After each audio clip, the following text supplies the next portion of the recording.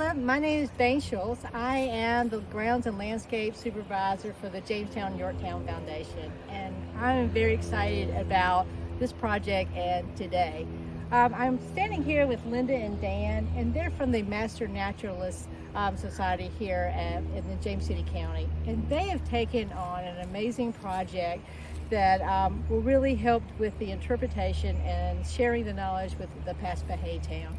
And they're using native plants. I mean, and native plants are so useful and can be used in so many different ways. It can really bring the story of how they lived and their lifestyle to life. So that's why I'm very excited about this program. We are really happy to be doing this now. The Palatines wouldn't have had a garden like this. Most of these plants would have just been living out in the woods, and they would know where to go get them. But for the interpreters, we need to have them concentrated. And our demonstration garden is going to be a great example of what the Paspahegh people would have harvested from around them, and also what they would have cultivated to be useful. And what's most interesting about it is they looked at these plants as gifts from nature. And the gifts they used for different things: food, medicine, ceremonial purposes, and utilitarian purposes. And we're going to show you some of that later on. So our main goal is to have the plants that can be an educational tool for visitors and also for the education department that we have. So with months of research and documentation, we've been able to establish what kind of plants are here in the Paspahegh town. We have planted more than 30 different types of plants here. But this one right now is blooming, and it's the spice bush, and it is a much better substitute for the forsythia that you see out there now. Anyway, the shrub gets to be 6 to 12 feet tall, and most importantly, it's a larval host for the eastern tiger swallowtail and the spicebush swallowtail. But the Native American people, they made tea from the bark, and they used it for colds and anemia, and they used the oil from the berries for aching joints. This is one of my favorite plants. This is a devil's walking stick, loaded with thorns, but it does produce some very pretty berries later on in early summer.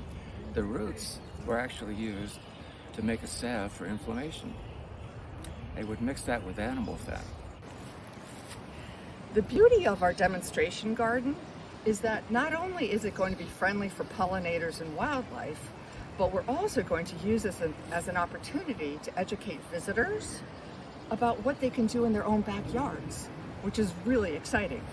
This is one of Dan's and my favorite plants, and this is called the elderberry.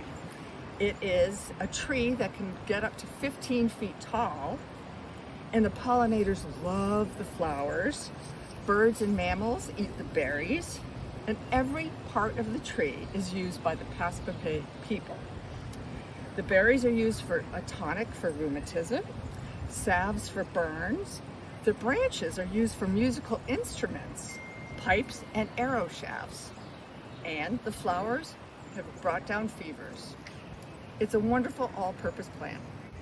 Okay, I'm standing in front of a Spanish bennet. This is a type of yucca used for cordage. Take a leaf off and strip it, turn it into small threads, and then weave that. This time of the year is one of the joys of being at Paspahegh town, because the spring ephemerals are coming out. And this one here is a bloodroot, and it's just a gorgeous, delicate little white flower. And the Native American people used it for medicinal purposes in blood tonification, pain and fever relief, and wound healing. Also, they use the sap for dye for baskets, clothing, war paint, and as an insect repellent. So it's one of those little teeny beauties that you don't pay much attention to, but it has a lot of great uses. Okay, we're standing here next to a couple of plants called yelpin holly. Use the leaves to make tea. And this plant is the only plant in North America that actually has caffeine. The berries, if eaten, cause nausea and vomiting. So something to stay away from. Before the Historic Rivers Master Naturalist chapter started working here, we had to get rid of invasive plants. Now, it's truly an ongoing project. For example, we've got this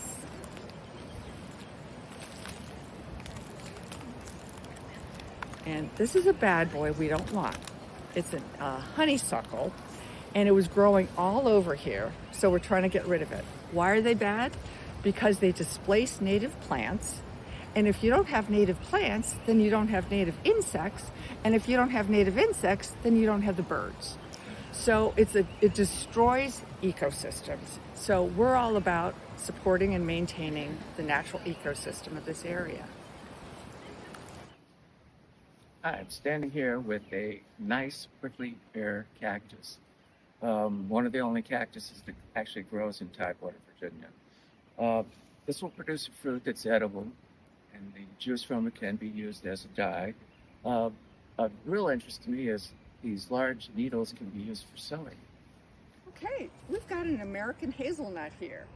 This beauty, thanks to Bain, we dug out of the woods way in the back. Anyway, it can get to be about 12 feet tall, and its catkins, you see these little dangly things, are the male plant. So, it's a great cover for bird nests. It has a lot of pollen and nectar once it starts blooming, and it is a host for the spectacular Luna moth. Do you know that? No, Anyway, it also is a great source of food, either raw or they stored it for winter. And what else? basket making. They use the stems for basket making. That's cool. And black dye. So, another wonderful plant. Master naturalists across the country are all about building bridges between Mother Nature and our communities. And we're really proud to be a part of this project.